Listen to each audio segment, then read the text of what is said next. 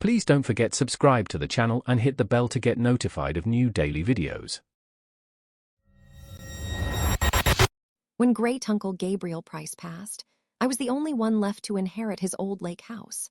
My parents wanted nothing to do with it. Gabriel had been a recluse, a bit of an enigma, and his only known hobby was crafting intricate marionettes. After a particularly nasty breakup and a job that was draining my soul, the idea of a quiet, isolated escape by Lake Serene sounded like salvation. I packed my bags, my skepticism, and my last shred of hope, and drove north. Driving up the winding, unpaved road, the house slowly revealed itself, nestled deep within a thick grove of pines. It was a sturdy, old place, with a wide, wraparound porch and the distinct smell of aged wood and damp earth. Inside, it was exactly as I'd imagined, dusty, quiet, and full of Gabriel's peculiar treasures. But the real showstopper was the room he called his display parlor. It was a sunroom, really, but instead of plants, it housed dozens of his marionettes. They hung from the ceiling on fine threads, sat perched on shelves, or stood in glass cases. Each one was a masterpiece of macabre detail, jesters with frozen smiles, harlequins with painted tears, figures that resembled old-world merchants or solemn children. Their wooden faces, with their glass eyes, seemed to follow me as I walked past. I tried to see them as art, to appreciate the craftsmanship, but a shiver crawled up my spine every time I entered the room. It felt less like a collection and more like an audience. The first week was uneventful. I unpacked, tried to get used to the profound silence, and explored the surrounding woods. One evening, after making dinner, I passed the display parlor. I could have sworn that the jester puppet who hung near the doorway had tilted its head slightly. Its painted smile seemed wider, its glass eyes fixed on me. I blinked, rubbed my eyes, and dismissed it as a trick of the low light, a tired imagination. I was alone, miles from anywhere. The silence was probably playing tricks on me. But the tricks continued. A few days later, I was reading in the living room, a good distance from the display parlor, when I heard a faint, rhythmic click-clack sound. It was subtle, almost like twigs brushing against the window, but there was no wind. I paused, listened, but it stopped.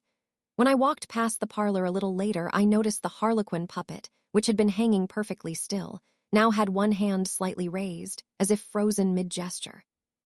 I convinced myself I hadn't paid enough attention before, that it had always been like that.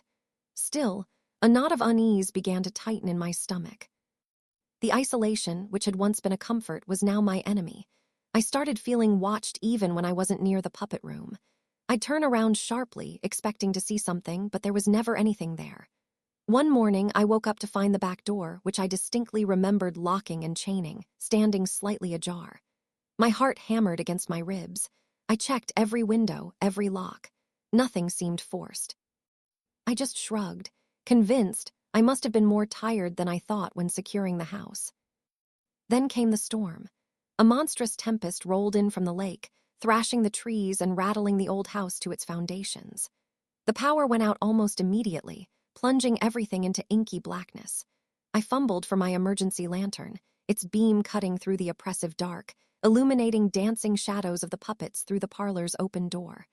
I felt an undeniable dread settle over me. The wind howled like a banshee, and the rain hammered against the roof.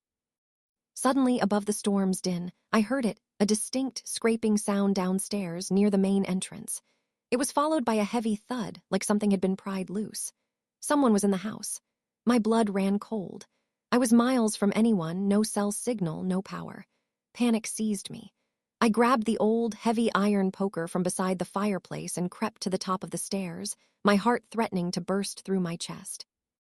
Below, a silhouette moved in the lantern's dim spill. It was too tall to be an animal. A man. He was fumbling with something near the coat rack, a dark bag slung over his shoulder. He turned, his gaze sweeping upwards.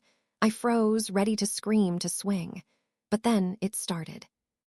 From the display parlor behind me, the click-clack began. Not faint this time, but loud, insistent, 100 tiny wooden joints articulating all at once. The marionettes, all of them, began to move.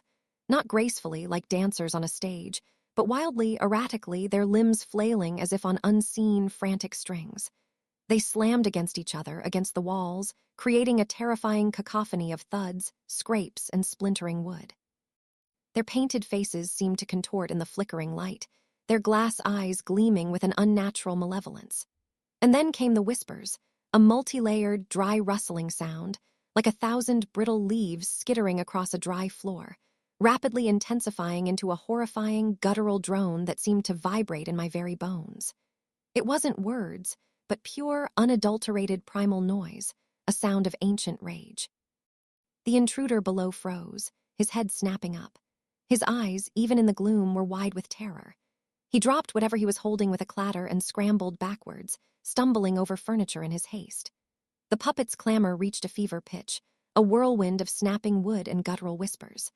The intruder let out a guttural yell of pure fear and burst through the front door, slamming it against the wall, and I heard the screech of tires on gravel as he tore away into the storm-ridden night.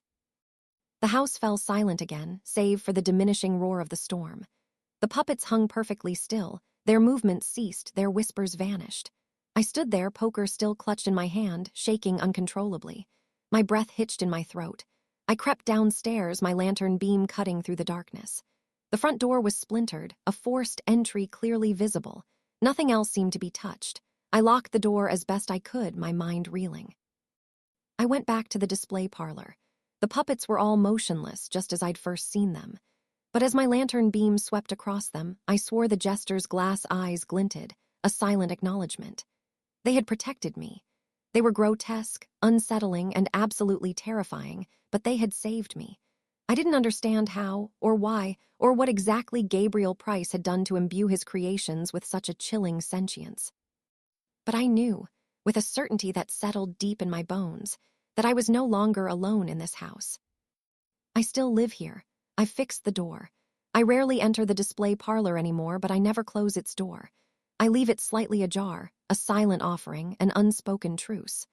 I can still hear the faint click-clack sometimes, especially late at night, and I swear I feel their gaze on me. They keep me safe, but at what cost to my sanity? I just wonder what they'd do if I was the one trying to leave. If you enjoyed this video, please hit the thumbs up button to like it. And please do subscribe to support the channel.